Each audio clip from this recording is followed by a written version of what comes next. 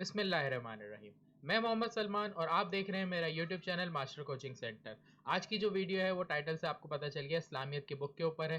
Complete review दूंगा कि इस बुक में क्या चेंजिंग हुई है, पुरानी बुक और नई बुक में क्या डिफरेंस है, सारी चीज़ें बताऊंगा। इंशाल्लाह पूरी वीडियो देखने के बाद आपको पता चल जाएगा इस्लामियत की प्रिपरेशन किस तरह करनी है और किसे और कोई ट्यूटर अगर प्रिपरेशन करा रहा है उसे किस तरह करनी है। लिंक में जाकर डिस्क्रिप्शन से आप PDF डाउनलोड कर सकते हो, लेकिन कुछ देर की वीडियो ये कंप्लीट देख लो, आपको इस्लामियत के बारे में पता चल जाएगा कि किस तरह प्रिपरेशन करनी है और किस तरह प्रिपरेशन करानी है। तो बढ़ते हैं अपने PDF फाइल के ऊपर। जो PDF फाइल मैंने शेयर की है उसके अंदर क्या है, आप अगर देखो तो आपको इसमें नज़र आ रहा है इस्लामियत 11वीं और 12वीं जिसका कवर पेज है।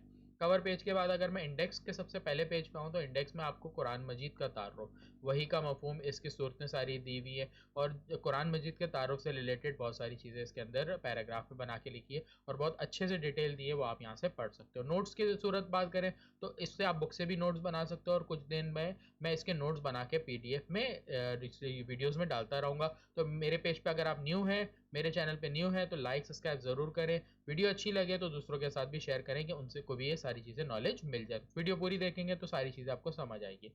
अच्छा, अब हमारे पास पुरानी बुक और नई बुक में यहाँ डिफरेंस ये आ चुका है। अगर आप यहाँ पर देख रहे हो तो आपके पास बे में मुंतखब आयात हैं। प्रीवियस इस्लामियत की बुक में सिर्फ 10 आयातें थीं जिनका तर्जुमा था, हमें याद करना होता था पेपर में। हदीस की बात करें तो 10 हदीसें थीं, 10 हदीसें हमें याद करनी होती थी तर्जुमे सिर्फ, सही। अब हम इन्होंने यहाँ पर चेंजिंग कर दी है, मुंतखब आयात में सूरतुल बकरा की 1 से लेके 39 आयात के तर्जुमे रखे हैं और सूरह अनफाल रखी। दूसरी जो सूरत इसमें रखी है वो सूरह अनफाल है। आपको मैं दिखा दूं, जैसे आपके पास देखो इन कुरान मजीद का तारुफ नज़र आएगा।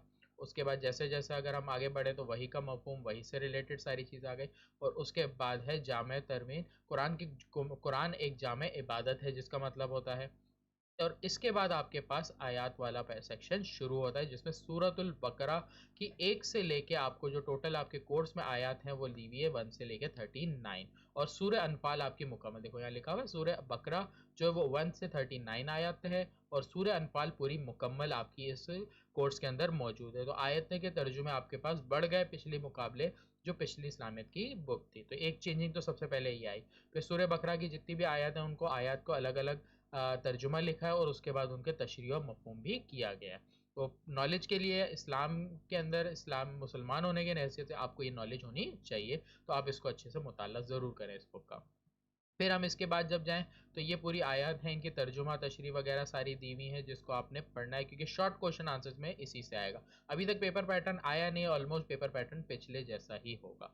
तो ये हमारी सूरह बकरा की जितनी आयत थी 38 39 तक यहाँ पर कंप्लीट हो रही है। हर आयत के आखिर में MCQs वगैरह होती हैं, इनको सॉल्व करने से आपके पेपर में MCQs क्लियर होते हैं। सूरह अनफाल है पूरी मुकम्मल आयत और इसका तर्जुमा और हर तर्जुमे के साथ एक शॉर्ट पैराग्राफ के अंदर तशरीह की है। कुरान मजीद के एक आयत की अगर हम बात करें कि कुछ अल्फाजों में उसको हम नहीं ख़त्म कर सकते, उस बात को बहुत मायने के मफ़हूम है क्योंकि इंसान की जो ज़िंदगी है उस ज़िंदगी के की जामे जो सूरत है, इंसान की जो जामे तालीम है वो किस में मौजूद है, कुरान मजीद में मौजूद है। तो उस एक पैराग्राफ के अंदर हम एक आयत की तशरीह नहीं कर सकते, बहुत मायने गेज़ है। अल्लाह ताला के जो हुक्म है वो इसके अंदर बहुत वसी है जिसको हम एक पैराग्राफ में तो ख़त्म नहीं कर सकते। बस सूरत के तौर पे आपके कोर्स में उसको इन शॉर्ट बताया गया है, सही है। तो इसके बाद जो अब अगर आप इंडेक्स पे वापस अगर मैं आपको समझाऊं तो इंडेक्स को अगर आप देखो तो दूसरे बाब के अंदर जो आपको आयात हदीस के तर्जुमे के बाद नज़र आ रहा है वो अकीद तौहीद, अकीद रिसालत, फरिश्तों पे ईमान लाना, अकीद आखिरत और इलामी किताबों पर ईमान लाना। ये टॉपिक्स आपके पिछले बुक के अंदर भी मौजूद है। अगर उन किसी के पास पुरानी गाइड मौजूद है तो आप ये सारे टॉपिक वहाँ से कवर कर सकते हो क्योंकि बुक में डिस्क्रिप्शन दी हुई है लेकिन बहुत ज़्यादा डिटेल नहीं दी जो पेपर में लिखनी होती है। इसलिए कोशिश करो कि आप पुराने नोट्स पढ़ें तो उससे भी कर सकते हो, नहीं तो मैं न्यू नोट्स थोड़े दिन में अपलोड करूँगा, वीडियो के डिस्क्रिप्शन में वो भी आपको मिल जाएंगे दूसरी वीडियो में, तो वहाँ से आप डाउनलोड कर सकते हो, सही। आगे बढ़ते हैं। अगर आप देखें इबादत में आपके पास है नमाज, ज़कात, रोज़ा और हज। लास्ट के बुक थी इस्लामियत की, उसमें भी यही सारे टॉपिक थे। फिर इसके अलावा जो चेंजिंग है सीरत तैयबा, हुजूर अकरम सल्लल्लाहु अलैहि वसल्लम बहैसियत रहमतुल लिल आलमीन ख़त्म नबूवत, ये टॉपिक है, थोड़ा सा इन्होंने चेंज करके दिया, बाकी वही सारी चीज़ें हैं। इखलाक के अदब में सब्र व इस्तकामत, कफू दरगुजर, अदल इंसाफ, इस्लामी अखुवत, हुकूकुल इबाद, औरतों के हुकूक और मुसलमान की बाई में कुछ टॉपिक में थोड़ी बहुत चेंजिंग की है और थोड़े इंक्रीज़ किए हैं टॉपिक पिछली बार के मुकाबले। बिल्कुल नई चीज़ जो अब आपके पास है वो बाब चारों, हिदायत के सर चश्मा और मुशायरा इस्लाम कि हज़रत इमाम जाफ़र सादिक के बारे में इसमें दिया है, हज़रत इमामुल आज़म अबू हनीफ़ा, हज़रत इमाम मालिक, हज़रत इमाम मोहम्मद बिन इदरीस शाफ़ी, हज़रत इमाम अहमद बिन हम्बल, इनके बारे में जो तफ़सील है आपको इस बुक में पढ़नी है। तो ये सारी चीज़ें हमें इस्लामियत के अंदर नज़र आएंगी। तो बाब 4 में एक ऐड किया है, बाकी तकरीबन अगर देखें तो बाब जो सेक्शन सी के अंदर आते थे, अक़ीदे तौहीद, अक़ीदे रिसालत, अरकान इस्लाम और हुकूक, वो सारी चीज़ें यहीं पर वापस है, लेकिन और इंक्रीज़ कर दिया इस्लामियत का कोर्स, आपका बढ़ा दिया।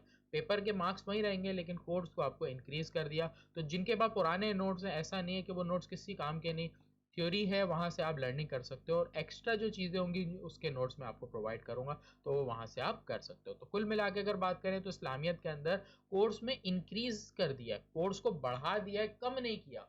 तो अगर आप बोलोगे पूरी तरह से चेंज कर दिया, तो कुछ चीज़ें चेंज हुई, जैसे आपको मैंने बताया आयातें पहले 10 थी, अब आपके पास टोटल सूरह बकरा की 39 आयत है और फिर सूरह अनफाल पूरी मुकम्मल है। हदीस की बात करें तो हदीस भी पहले सिर्फ 10 थी, अगर हदीस की भी बात करें तो हदीस भी टोटल 40 या 20 के करीब हदीस है। मैं देख लूँ ज़रा, आपको दिखा देता हूँ हदीस कितनी है। देखो, सूरह बकरा है, सूरह बकरा के बाद सूरह अनफाल है, तो ये सूरह अनफाल के ख़त्म इख्तिताम के बाद फिर आपके पास आयात के बाद फिर हदीस का पोर्शन दिया, सही। तो ये आपकी सूरह अनफाल पूरी होगी और फिर सूरह अनफाल के बाद देखो सूरह अनफाल चल रही है आपकी इसमें, सूरह अनफाल के बाद आपके पास अहादीस जो पोर्शन है वो इसके बाद है, सही। ये आपका अहादीस का पोर्शन।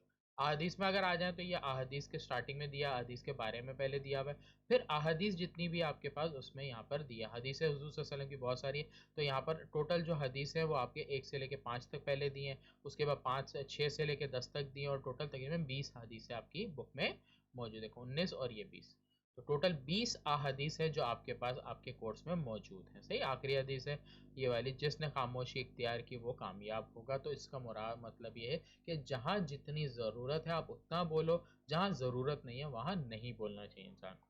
तो ये आपकी इस्लामिक की बुक का रिव्यू था जो मैंने दे दिया। कोई भी चीज़ अगर आपको डिटेल में पूछनी है कमेंट सेक्शन में आके मुझसे आप पूछ सकते हो, मेरा नंबर आ रहा है उसमें भी आप पूछ सकते हो, सही।